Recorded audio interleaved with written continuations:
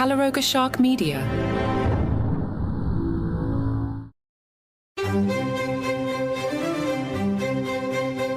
Hello and welcome to Palace Intrigue. I am your host, Mark Francis. Kate Middleton's PR machine appears to be ramping back up as we are seeing Kate's wonderful articles again for the first time in a few months. Royal author Robert Jobson, out promoting his book, told Hello magazine, "She's a person who wants to find solutions and rise above the noise and the drama. And I think given what she's gone through, you don't want to waste any time on noise, on drama, when you've had anything to do with your health." Jobson also emphasized that Kate is making her health and family her top priorities and isn't rushing back into her royal duties. That takes quite a lot of courage because you're in a very alienated world, but I think she realized that she only has one shot at this. She's got 3 young children and they have to come first. So she's taking advantage of time she won't get back with her kids. Jobson's book appears to have restated the entire Kate is Wonderful industry. Vanity Fair tells us Kate Middleton and Prince William went full grease with a dance number at their 2011 wedding. In that excerpt from Jobson's book, William and Kate actually lip-synced to a song from the 1978 movie Grease at their Buckingham Palace reception. They stood holding hands in the middle of the dance floor, grinning, then suddenly the opening bars of the song "You're the One That I Want" from the musical Grease came booming out. William and Catherine then began dancing around, pointing at each other and mouthing the words with the style of the lead characters Danny and Sandy. It brought the house down. Before that, Jobson tells us Kate let her hair down during her bachelorette party by delivering a rendition of English pop star Cheryl Cole's Fight for This Love. According to Jobson, Kate dressed up in a figure-hugging bodysuit and gave an exaggerated impersonation of the early aughts singer.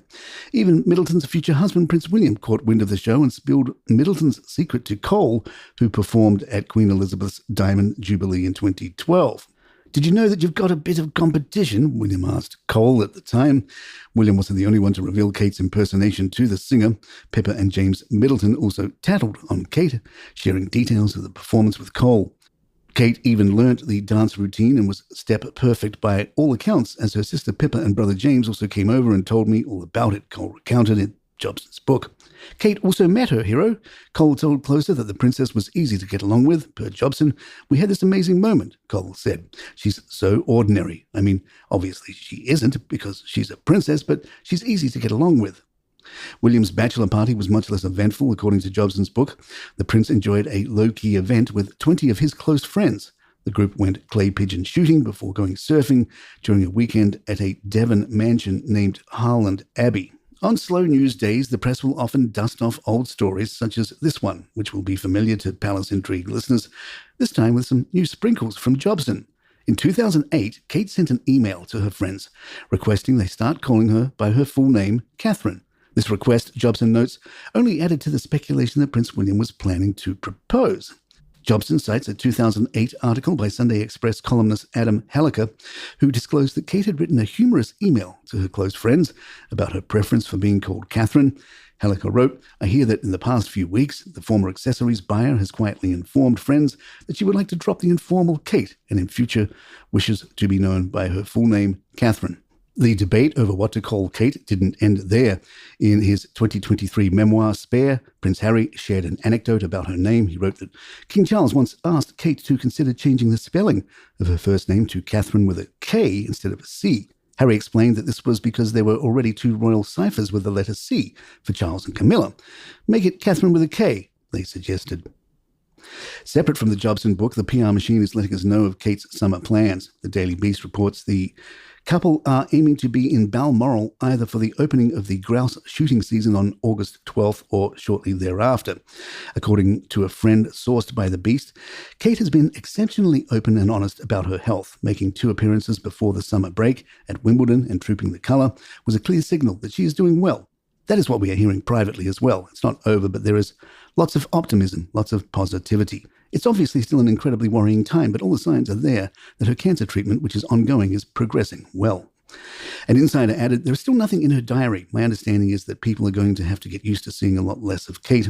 The priority for her now is going to be a family and children. The youngest of those kids, Louis, is only 6. Like a lot of people who have a brush with mortality, Kate is going to prioritize the things that matter to her from now on. In her case, that means her kids."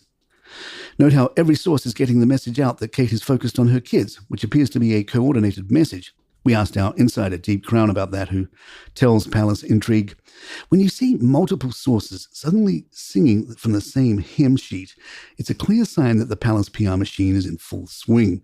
These unofficial messages are typically disseminated through a carefully curated network of royal correspondents and trusted journalists. The palace will subtly brief these individuals, often through intermediaries, providing just enough information to shape the narrative without appearing to do so directly.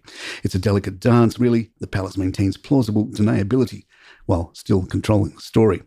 The aim here is clear, to paint a picture of a devoted mother prioritizing her family during her recovery. It's a relatable image that garners public sympathy and understanding. By flooding the media with these stories, they're effectively setting the tone for how Kate's absence should be perceived. It's PR 101, and I must say they're rather good at it. Meanwhile, the Daily Beast's source added, Charles is doing a magnificent job fighting his cancer, but is still unwell. It is being fantastically well managed to give the impression that everything is fine, but it is noticeable to those of us who are aware of such things that the engagements are shorter and carefully scheduled. For example, he sometimes arrives by helicopter at the last minute before being choppered away and presumably collapsing in an armchair at home. Charles' cancer hasn't gone away. The palace have said as much, and to be brutally honest, the once popular notion that he will live to a similar age as his mother, 94, or father, 99, is now less widespread. I think that has very much focused Kate's mind on the fact that there may only be a few years of freedom left. What does she want to do with them? Nurture her kids and try her best to equip them for the life ahead. Palace Intrigue will be right back.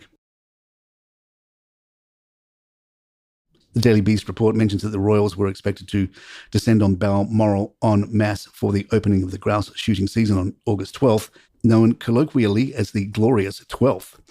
They source a friend of the royals who tells the Beast, Balmoral is basically a very fancy Victorian hunting lodge. That is what you do up there. You go out shooting, you fish, you have lunch in the hut. It is an important ritual for Kate and William to take their children there for the Glorious 12th, and that is the goal this year. Royal author Phil Dampier told Fabulous, there's so much space that they can go off for picnics, go off for massive long walks and just enjoy the fresh air in the forest up there and enjoy the freedom. They might get a pony up there and start doing some horse riding if they're not already. That's the sort of thing they'll get up to. It's all typical traditional royal pursuits that they can enjoy if they want to. Prince Harry is reportedly considering a return to the UK to attend the funeral of his uncle, Lord Robert Fellows. However, Harry is cautious about making the trip if it might cause too much drama, according to a friend of his. At this point, a tabloid article would spend 3 paragraphs telling you that Harry and William don't get along, and then wildly speculate about whether or not Meghan would come. She won't. Let's move on. Sophie, the Duchess of Edinburgh, demonstrated a warm and informal side of royal protocol when she celebrated Team Great Britain's historic gold medal win in the women's team sprint at the 2024 Paris Olympics. The victory, which also set a world record, prompted Sophie to cheer and hug a fellow spectator, a gesture that highlighted the evolving nature of royal behaviour. This spontaneous and friendly act contrasted with the more traditional and formal interactions often associated with the British royal family. According to the official guidance from the royal family's website, while traditional forms of respect like bows and curtsies are common, there is no obligatory code of behaviour when interacting with royals. This flexibility allows for more casual interactions, such as the hug Sophie gave at the velodrome, reflecting a broader trend within the royal family towards a more approachable and relatable image. Sophie's connection to cycling and her role as the patron of the British Cycling Federation further underscored her emotional investment in the event. Her history with the sport includes a 450-mile cycling challenge for the Duke of Edinburgh's award in 2016, long before her husband, Prince Edward, was conferred the title of Duke of Edinburgh. While Sophie has been actively present at the Paris Olympics, the Prince and Princess of Wales, William and Kate, have not yet made an appearance. There have been rumours that Kate would appear. However, the games are almost over. It would be a good PR move in advance of the upcoming faux royal tour by you-know-who that we won't mention today to give you a break. And there you have it. Our email is thepalaceintrigue@gmail.com. Please follow us on Spotify, Apple, or the app of your choice, and leave us a review or some stars if you're enjoying the show. Don't forget, you can get this show commercial free, and we have merchandise available. All those links are in the show notes. I'm Mark Francis. My thanks to John McDermott. This is Palace Intrigue. Good times.